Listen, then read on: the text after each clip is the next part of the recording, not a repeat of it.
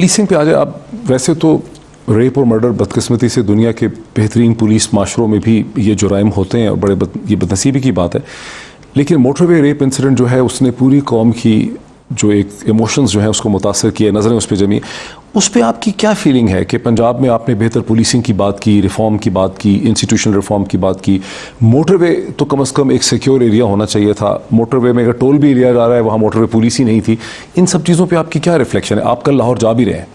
देखिए मोहित, एक तो ये इंसिडेंट जो हुआ है इसने सारी कौम को हिला दिया, क्योंकि सारे आइडेंटिफाई करते हैं इसमें कि हमारी बहन हो सकती थी, हमारी बेटी हो सकती थी, और बच्चों के सामने जो हुआ है तो ये इसने एक उस तरह का सदमा पहुंचा है जो जब कोई बच्ची का रेप हो, छोटी बच्चियों का ज़ैनब केस हुआ, फिर यानी इसने ये एक ऑलमोस्ट एक ऐसा हुआ इंसिडेंट जिसकी इतनी लोगों को तकलीफ़ हुई है कि सब ने कहा कि हमें अब कुछ ना कुछ करना है। लेकिन मैं इससे पहले आपको बताऊं कि जब मैं इस इक़्तिदार में आया 2 साल पहले, तो मैं क्राइम चार्ट आईजी पुलिस को, मैंने बाकी भी आईजीज़ को बनाया, और यहाँ इस्लामाबाद के आईजी, मैंने पूछा मुझे बताओ क्राइम किस चीज़ की है।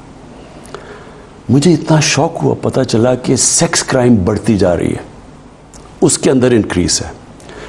और इस क्राइम अगेंस्ट द वुमन, सिर्फ वुमेन नहीं, अच्छा, बच्चों के ऊपर पाकिस्तान के अंदर, क्योंकि कसूर का केस, आपको पता है कसूर का जब केस हुआ, जब मैंने फिर एक बड़े अच्छे एक डीआईजी को मैंने बुलाया पंजाब से, उनकी जिम्मेदारी लगाई कि मुझे बताओ ये कसूर में क्या हुआ है। ये तो शुरू में कसूर के अंदर वाक़या, आपको पता है बच्चों से बड़े वाक़या थे, और उनकी फिल्में बनाई जा रही थी, चाइल्ड पोर्नोग्राफी। फिर मुझे पता चला कि पाकिस्तान दुनिया में टॉप पे है चाइल्ड पोर्नोग्राफी के ऊपर। तो मैंने फिर उसको कहा कि मुझे चेक करो कि कसूर में क्या हो रहा है। आपको पता है जब उसने मुझे वापस आके रिपोर्ट दी, यानी मैं शॉक में चला गया। उसने कहा जो आप सोच रहे हैं उससे बहुत बड़ा ये इशू बन चुका है, ये फैल गया सोसाइटी में। उसके बाद हमने बैठ के प्लानिंग की, उलमा से कहा कि बात करो, उनसे टीचर से बात करो, वहाँ मुअज़्ज़िज़ीन से बात करो। पुलिस, सिर्फ पुलिसिंग का ये इशू नहीं है, वो फैल गया है इस वक्त, और ये और भी फैसलाबाद में भी, यानी शर्मनाक। लेकिन कोई सोल्यूशन तो आपकी गवर्नमेंट को इसका निकालना है ना। मैं ये ना मोहित आपको समझाने की कोशिश कर रहा हूँ। फिर हमने बैठे, मैंने, क्योंकि अब जो पुलिसिंग है ये अब प्रोविंशियल सब्जेक्ट बन चुका है, मैंने फिर सारों को बुलाया, एक मीटिंग भी की। पता है कि चाइल्ड अब्यूज़ ये हमारे, ये जिस तरह पाकिस्तान में है, इसके ऊपर फिर हमने पूरी टाइम भी स्पेंड किया, क्या वजूहात है। देखिए इसके 3 हल हैं। एक है पुलिसिंग। पुलिसिंग का मतलब कि एक अभी तक यहाँ रजिस्ट्रेशन ही नहीं है सेक्स ऑफेंडर्स की। एक पीडोफाइल जो कि बाहर कोई यूरोप में कोई जेल में रह के आया था, वो पाकिस्तान आया, किसी ने उसको रिकॉर्ड ही नहीं किया कि वो जेल से निकला हुआ है। पीडोफाइल जो बच्चों से ज़्यादती करते हैं, इनकी हिस्ट्री ये है कि जब ये जेल से निकलते हैं ये फिर वही काम करते हैं, इसलिए बाहर इनके ऊपर पूरे इनके रजिस्टर होती है, इनका पूरा इनको मॉनिटर किया जाता है, ट्रैक और ट्रेस करते हैं इनको। वो आया, उसने यहाँ फिर पता नहीं कितने बच्चों से वो ज्यादती की पकड़। तो फिर नंबर 1 पुलिसिंग के इनकी रजिस्ट्रेशन होनी चाहिए सबकी। नंबर 2 लेजिस्लेशन चाहिए, इनको इबरतनाक सजाएं देनी चाहिए। मेरे ख्याल में तो इनको चौक पे लटकाना चाहिए। जब ये आपकी गवर्नमेंट की पोजीशन है कि पब्लिक हैंगिंग्स हो, इसकी तो पब्लिक हैंगिंग होनी चाहिए। देखें रेप की और ये जो बच्चों से करते हैं, क्योंकि ये याद रखें वो बच्चों की ज़िंदगी तबाह, उनके माँ बाप। अच्छा, और दूसरी चीज़ आपको ये नहीं पता कि कितने केस अंडर रिपोर्टिंग है इसकी, लोग शर्म से बताते ही नहीं है, माँ बाप डर जाते हैं, ख्वातीन डर जाती, और कौन बताना चाहता है। तो एक तो इनको पब्लिक हैंगिंग होनी चाहिए। बदकिस्मती से जब हमने डिस्कशन की तो कहा कि ये इंटरनेशनली एक्सेप्टेबल नहीं होगा। इसमें बताया उन्होंने कि यूरोपियन यूनियन ने हमें जीएसपी स्टेटस दिया हुआ है ट्रेड का, तो वो इफेक्ट हो जाएगा। मैं उसके बाद समझता हूँ इसकी कैस्ट्रेशन होनी चाहिए, केमिकल कैस्ट्रेशन। अब ये कई मुल्कों के अंदर है, मैं पढ़ रहा हूँ, तो उनको या सर्जरी करें कि वो आगे से कुछ कर ही ना सकें। जो रिपीट ऑफेंडर है جو دیکھیں نا جس طرح مرڈر ہوتا ہے first degree, second degree, third degree, اسی طرح اس کو بھی گریڈ کریں. اور جو فرسٹ ڈگری ہو اس کو تو کیسٹریشن کریں, یعنی ان کو کبھی بھی, یعنی ان کو آپ آپریشن کر کے ان کو نکارا کر کے رکھ دیں. اس سے جب تک عبرت ناک نہیں ہوگا نا ابھی تک. اب یہ جو آدمی جس نے کیا ریپ, یہ عابد علی جو ہے, یہ گینگ ریپ میں ملوث ہے 2013 میں. لیکن تو جب گینگ ریپ کر چکا تھا تو ہمارے ملک میں کیا اس کا رجسٹر نہیں تھا, اس کے اوپر کوئی پنش جو گینگ ریپ بھی کرتا ہے نہیں. لیکن وہاں پر بھی ایک پرابلم ہے کہ گینگ ریپ کیا, ڈیکوئٹی کی, ماں اور بیٹی کو ریپ کیا ہے, گھر میں گھس گیا, اس کے بعد بیل ہو گئی, معاملہ ختم ہو گیا. تو آپ کا جو سسٹم ہے پورا جو, میں یہ کہہ رہا ہوں کہ لیجسلیشن جو ہے اس کے لیے فریش قانون چاہیے. اس طرح کے لوگوں کو ان کو آپریشن کرنا چاہیے, ان کو ہمیشہ کے لیے ختم کرنا چاہیے. اور تیسری چیز یہ کہ دیکھیں معاشرہ فائٹ کرتا ہے کئی چیزوں کو, صرف پولیس نہیں فائٹ کر سکتی. دنیا کی تاریخ میں آپ ایک چیز دیکھ لیں کہ جب آپ ایک معاشرے میں فحاشی بڑھاتے ہیں دو چیزیں ہوتی ہیں, ایک سیکس کرائم بڑھ جاتی ہے, دوسری آپ کا خاندانی نظام تباہ ہو جاتا ہے, فیملی سسٹم بریک ڈاؤن کرتا ہے. میں جب انگلینڈ میں گیا 50 سال پہلے تو ہر 14 میں ایک طلاق ہوتی تھی, اور وہی ٹائم تھا ان کا sex, drugs and rock and roll کی ان کی یہ ساری چینج آتا رہا. جیسے جیسے ان کے معاشرے میں فحاشی بڑھتی رہی, ایکسیپٹیبل ہوتی رہی, آج تقریباً 70% ڈیورس کیسز ہیں. اس کے بہت بڑا امپیکٹ ہے معاشرے پہ جب آپ کی فیملی ٹوٹتی ہے.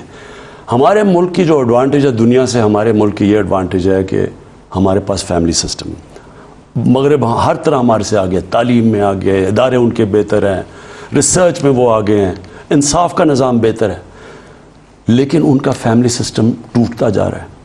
ہمارا فیملی سسٹم انٹیکٹ ہے, ہم اپنے انصاف کا نظام بھی ٹھیک کر سکتے ہیں, ادارے بھی ٹھیک کر سکتے ہیں, لیکن اگر ہمارا فیملی سسٹم ٹوٹ گیا اس کو اکٹھا نہیں کر سکتے. اس لیے یہ معاشرے کو, یہ جو ہم فحاشی کو جو ہندوستان بالی ووڈ سے, ہم نے ہندوستان میں تباہی دیکھی, ہندوستان کی 40 سال پہلے کی فلمیں دیکھیں, آج ان کی فلمیں دیکھیں, اس کا امپیکٹ دیکھیں.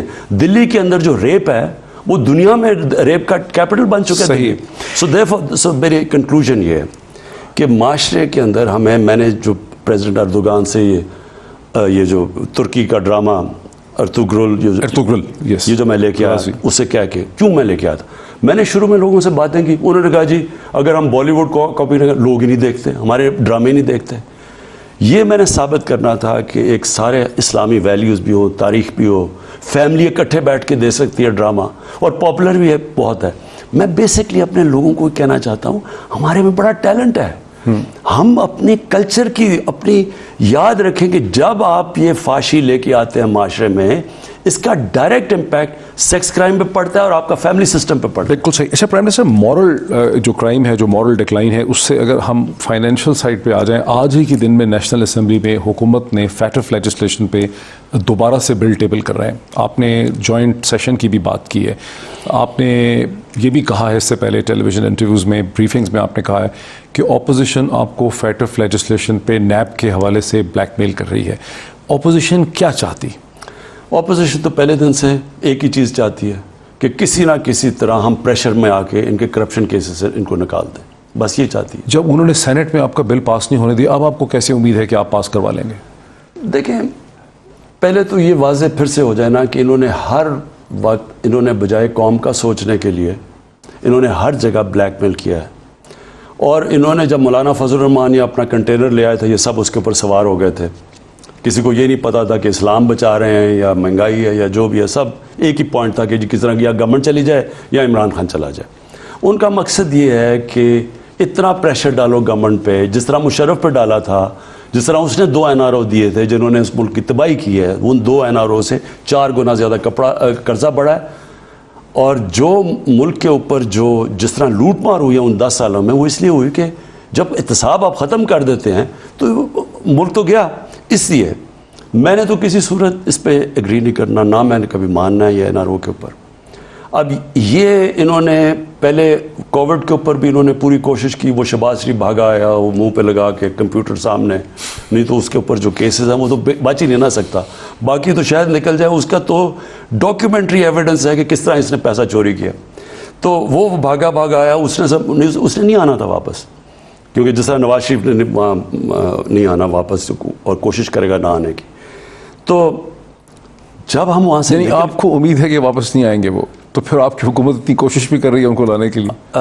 ہم کوشش تو پوری کریں گے, ہم تو ہر اس کے اوپر جائیں گے, لیکن ہمارے تو ہاتھ بندھے ہوتے ہیں. جب ہمیں وہ گئے ہیں یہاں سے, آپ کو پتہ ہے کیا سچویشن بن گیا کہ جی وہ گورنمنٹ ذمہ دار ہوگی اگر اسے کچھ ہو گیا, اور پھر وہ سارے ڈاکٹرز کہہ رہے ہیں جی کہ وہ پتہ نہیں آج بچتا ہے کل جاتا ہے, یعنی تو خیر وہ ہو گیا. تو بیسکلی کووڈ کے اوپر انہوں نے سوچا کہ ون ون تھا نا, اگر لاک ڈاؤن کرتے ہیں تو اکانومی بیٹھ جاتی ہے, تب عمران خان ذمہ دار ہے. اگر لاک ڈاؤن نہیں کرتے, کرونا سے مرنے شروع ہو جاتے, پھر میں ذمہ دار ہوں. تو یہ تو سارے بڑے 2 مہینے تو انہوں نے بڑی خوشیاں بنائی. جب ان کو مصیبت پڑ گئی, اب دنیا کہہ رہی ہے کہ سب سے بہتر پاکستان نے کھیلا ہے, اب ان کو یہ مل گیا فیٹف کا. ٹھیک, فیٹف میں ان کو سارے پاکستانیوں کو پتہ ہونا چاہیے کہ اگر ہم فیٹف میں بلیک لسٹ ہو جاتے ہیں تو وہی پاکستان کا حال ہوگا اگر ہم ڈیفالٹ کر جاتے ہیں. ہمارے پہ سینکشنز لگ جائیں گی, ہمارا سارا پریشر پڑے گا روپے کے اوپر, اور روپیہ جب گرے گا تو اکانومی بیٹھ جائے گی, اور اکانومی بڑے غریب. تو انہوں نے یہ سوچا ہوا ہے کہ اس کا بلیک میل کریں, کیونکہ یہ فیٹف کے اوپر تو یہ مان ہی جائے گا. کسی صورت میں نہیں ماننے لگا, ہمیں یہ جو مرضی کر لیں. جس دن ہم نے ان کو مان گئے جنہوں نے, اور کیا کہتے جی ہم این آر او نہیں مانگ رہے. آپ وہ جو ان کا ڈاکیومنٹ انہوں نے دیے ہیں وہ اگر پڑھ لیں, 38 جو نیب کی شکیاں اس میں سے 34 کہتے ہیں ان کو چینج کر دو.